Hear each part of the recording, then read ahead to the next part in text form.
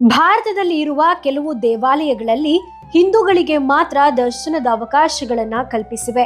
ಆ ಪುಣ್ಯ ಕ್ಷೇತ್ರಗಳು ಯಾವುವು ಅನ್ನೋದ್ರ ಮಾಹಿತಿ ಇಲ್ಲಿದೆ. ಹಿಂದೂ ಧರ್ಮ ವಿಶಾಲವಾದ ವ್ಯಾಪ್ತಿಯನ್ನ ಪಡೆದುಕೊಂಡಿದೆ. ಹಲವಾರು ರಾಜ ಮನೆತನಗಳು ಹಿಂದೂ ದೇವತೆಗಳಿಗಾಗಿ ವಿಶಿಷ್ಟ ವಾಸ್ತುಶಿಲ್ಪವನ್ನ ಹೊಂದಿರೋ ದೇವಾಲಯಗಳನ್ನ ನಿರ್ಮಿಸಿದ್ದಾರೆ. ಕೆಲವು ದೇವಾಲಯಗಳಲ್ಲಿ ಉದ್ಭವ ಮೂರ್ತಿಗಳು ಹುಟ್ಟುಕೊಂಡಿವೆ. ನಂತರದ ದಿನಗಳಲ್ಲಿ ಸಾಕಷ್ಟು ವಿಕಾಸಗಳನ್ನ ಕಾಣುತ್ತಾ ಬಂದಿದೆ.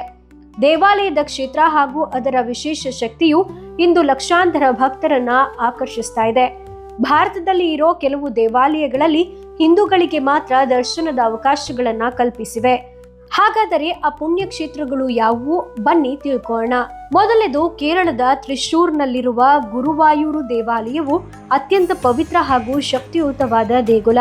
ಭಕ್ತರು ಕೇಳಿಕೊಳ್ಳೋ ಇಷ್ಟಾರ್ಥಗಳು ಸುಲಭವಾಗಿ ನೆರವೇರುತ್ತೆ. ಹಾಗಾಗಿ ಈ ದೇವಾಲಯವನ್ನ ಧಾರ್ಮಿಕ ನಂಬಿಕೆಗಳಿಗೆ ಕೇಂದ್ರ ಸ್ಥಾನ ಎಂದು ಸಹ ಪರಿಗಣಿಸಲಾಗುವುದು. 5 ವರ್ಷಗಳ ಇತಿಹಾಸವನ್ನ ಹೊಂದಿರೋ ಈ ದೇವಾಲಯದಲ್ಲಿ ವಿಶೇಷ ದರ್ಶನ ಹಾಗೂ ಪೂಜೆಗಳನ್ನ ಹಿಂದೂಗಳು ಮಾತ್ರ ಕೈಗೊಳ್ಳಬಹುದು. ಇತರ ಧರ್ಮದವರು ದೇವಾಲಯದ ಒಳಗೆ ಬರಲು ಯಾವುದೇ ಅನುಮತಿಯನ್ನ ನೀಡಲಾಗುವುದಿಲ್ಲ. ಈ ದೇವಾಲಯದ ಪ್ರಮುಖ ಪೂಜಾ ಮೂರ್ತಿ ಬಾಲಗೋಪಾಲ. ಇದು ಕೃಷ್ಣನ ರೂಪ. ಇಲ್ಲಿ ಕೃಷ್ಣನನ್ನ ಗುರುವಾಯೂರಪ್ಪ ಎಂದು ಕರೆಯಲಾಗುವುದು. ಈ ಪವಿತ್ರ ಕ್ಷೇತ್ರವನ್ನ ಶ್ರೀಕೃಷ್ಣ ಮತ್ತು ವಿಷ್ಣು ದೇವರ ಮನೆ ಎಂದು ಪರಿಗಣಿಸಲಾಗುವುದು. ಇದನ್ನ ವೈಕುಂಠ ಮತ್ತು ದ್ವಾರಕಾ ಎಂದು ಸಹ ಕರೆಯಲಾಗುತ್ತೆ.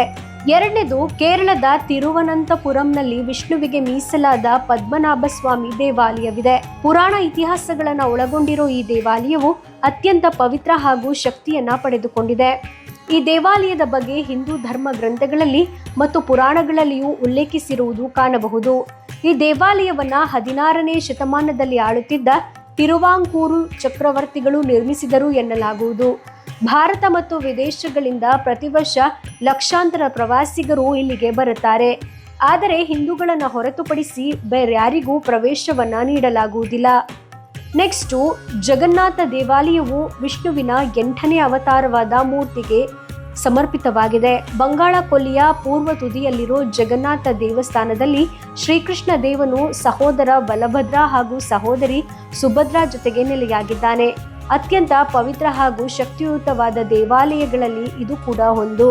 ಇಲ್ಲಿನ ದ್ವಾರದ ಬಳಿ ಈ ದೇವಾಲಯವು ಸಾಂಪ್ರದಾಯಿಕ ಹಿಂದೂಗಳಿಗೆ ಮಾತ್ರ ಪ್ರವೇಶ ಕಲ್ಪಿಸಿದೆ ಎಂದು ಬರೆಯಲಾಗಿದೆ.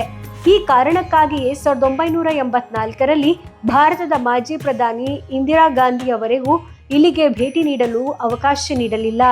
ನೆಕ್ಸ್ಟು ಭುವನೇಶ್ವರದ ಲಿಂಗರಾಜ್ ದೇವಸ್ಥಾನ.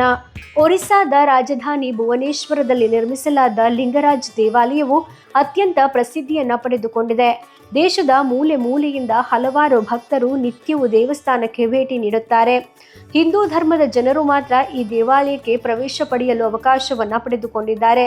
ಪ್ರತಿದಿನ 6,000ಕ್ಕೂ ಅಧಿಕ ಜನರು ಈ ದೇವಾಲಯಕ್ಕೆ ಆಗಮಿಸುತ್ತಾರೆ ಎಂದು ಹೇಳಲಾಗುವುದು. ಈ ದೇವಾಲಯದ ಪ್ರಸಿದ್ಧಿಯು ವಿದೇಶಗಳಲ್ಲಿನ ಜನರನ್ನ ಆಕರ್ಷಿಸಿರುವುದು ವಿಶೇಷ.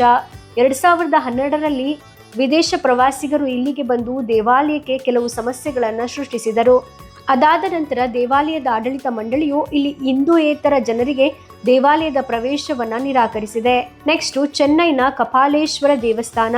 ತಮಿಳುನಾಡಿನ ಮಲ್ಯಾಪುರದಲ್ಲಿ ನೆಲೆಸಿಕೊಂಡಿರೋ ಕಪಾಲೀಶ್ವರ ದೇವಸ್ಥಾನವನ್ನ 7ನೇ ಶತಮಾನದಲ್ಲಿ ದ್ರಾವಿಡರು ನಿರ್ಮಿಸಿದರು. ಈ ದೇವಾಲಯವು ಶಿವನಿಗೆ ಸಮರ್ಪಿತವಾಗಿದೆ. ಕೆಲವು ಧಾರ್ಮಿಕ ವಿಚಾರಗಳಿಗೆ ಸಂಬಂಧಿಸಿದಂತೆ ದೇವಾಲಯಕ್ಕೆ ಶಂಕರ್ಜಿ ಎಂದು ಹೆಸರಿಡಲಾಗಿದೆ. ಕಪಾಲ ಎಂದರೆ ತಲೆ ಎಂದು, ಅಲೀಶ್ವರ ಎಂದರೆ ಶಿವ ಎಂದು ಅರ್ಥ ನೀಡಲಾಗುತ್ತೆ. ಹಾಗಾಗಿ ಈ ದೇವಾಲಯಕ್ಕೆ ಕಪಾಲೀಶ್ವರ ಎನ್ನುವ ಹೆಸರು ಬಂದಿದೆ. ಭಾರತದಲ್ಲಿ ಹಿಂದೂಗಳಿಗೆ ಮಾತ್ರ ಪ್ರವೇಶ ಕಲ್ಪಿಸಿರೋ ದೇವಾಲಯಗಳಲ್ಲಿ ಕಪಾಲೀಶ್ವರ ದೇವಾಲಯವು ಒಂದು. ಆದ್ದರಿಂದ ಈ ದೇವಾಲಯಕ್ಕೆ ವಿದೇಶಿ ಪ್ರವಾಸಿಗರನ್ನು ಸಹ ನಿಷೇಧಿಸಲಾಗಿದೆ. ನೆಕ್ಸ್ಟು ತಮಿಳುನಾಡಿನ ಕಾಮಾಕ್ಷಿ ದೇವಾಲಯ. ತಮಿಳುನಾಡಿನಲ್ಲಿ ಇರೋ ಕಾಂಚೀಪುರಂ ಕಾಮಾಕ್ಷಿ ದೇವಾಲಯವು ಮಾತಾ ಪಾರ್ವತಿ ದೇವಿಗೆ ಮೀಸಲಾಗಿದೆ. ಇದು ಅತ್ಯಂತ ಶಕ್ತಿಯುತವಾದ ದೇವಿಯ ರೂಪ. ಇಲ್ಲಿ ಭಕ್ತರು ಹರಕೆ ಹೇಳಿಕೊಂಡರೆ ಅವರ ಇಷ್ಟಾರ್ಥಗಳು ಈಡೇರುತ್ತವೆ.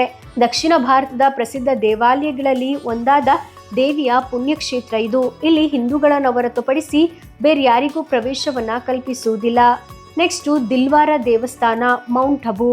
ರಾಜಸ್ಥಾನದ ಸಿರೋಯಿ ಜಿಲ್ಲೆಯಲ್ಲಿರೋ ದಿಲ್ವಾರ್ ದೇವಾಲಯವು ಜೈನ ಧರ್ಮಕ್ಕೆ ಸೇರಿದುದು. 11 ಮತ್ತು 13ನೇ ಶತಮಾನಗಳ ನಡುವೆ ನಿರ್ಮಿಸಲಾದ ದಿಲ್ವಾರ್ ದೇವಾಲಯವು ಭಾರತದ ಪ್ರಮುಖ ಜೈನ ಯಾತ್ರಾ ಕ್ಷೇತ್ರಗಳಲ್ಲಿ ಒಂದು. ಈ ದೇವಾಲಯದಲ್ಲಿ 5 ದೇವಾಲಯ ಇರುವುದನ್ನು ಕಾಣಬಹುದು. ಧಾರ್ಮಿಕ ಮತ್ತು ವಾಸ್ತುಶಿಲ್ಪಕ್ಕೆ ಹೆಸರಾದ ಈ ದೇವಾಲಯವು ಪ್ರಸಿದ್ಧ ಪ್ರವಾಸಿ ಸ್ಥಳವೂ ಹೌದು. ಜಾಗತಿಕ ಸಾಂಸ್ಕೃತಿಕ ಪರಂಪರೆಯನ್ನು ಒಳಗೊಂಡಿರೋ ಈ ದೇವಾಲಯದಲ್ಲಿ ಛಾಯಾಗ್ರಹಣ ಹಾಗೂ ಹಿಂದೂಯೇತರರಿಗೂ ಪ್ರವೇಶ ನಿಷೇಧಿಸಲಾಗಿದೆ. ನೆಕ್ಸ್ಟ್, ಕಾಶಿ ವಿಶ್ವನಾಥ ದೇವಸ್ಥಾನ. ಶಿವನಗರವಾದ ಕಾಶಿಯ ವಿಶ್ವನಾಥ ದೇವಾಲಯವು ಅತ್ಯಂತ ಪ್ರಸಿದ್ಧಿ ಪಡೆದ ದೇವಾಲಯ. ಶಿವನ 12 ಜ್ಯೋತಿರ್ಲಿಂಗಗಳಲ್ಲಿ ಒಂದಾದ ದೇವಾಲಯ ಇದು. ಗಂಗಾ ನದಿಯ ದಡದಲ್ಲಿ ಇರೋ ಈ ದೇವಸ್ಥಾನಕ್ಕೆ ಹಿಂದೂಯೇತರ ಪ್ರವಾಸಿಗರಿಗೆ ನಿಷೇಧಿಸಿದೆ. ದೇವಾಲಯದ ಉತ್ತರ ದಿಕ್ಕಿನಲ್ಲಿರೋ ಕುಪೋರ್ ಬಾವಿಯನ್ನು ಹಿಂದೂಯೇತರ ಜನರು ಸುತ್ತುವರಿಯುವುದು ಅಥವಾ ಸ್ಪರ್ಶಿಸೋ ಅವಕಾಶವನ್ನ ನೀಡಲಾಗಿಲ್ಲ. ವಾಸ್ತವಿಕವಾಗಿ ಈ ಪ್ರದೇಶವು ಅತ್ಯಂತ ಪವಿತ್ರವಾದುದು ಎಂದು ಪರಿಗಣಿಸಲಾಗಿದೆ. ನೆಕ್ಸ್ಟ್, ಕಾಠ್ಮಂಡುವಿನ ಪಶುಪತಿನಾಥ ದೇವಾಲಯ.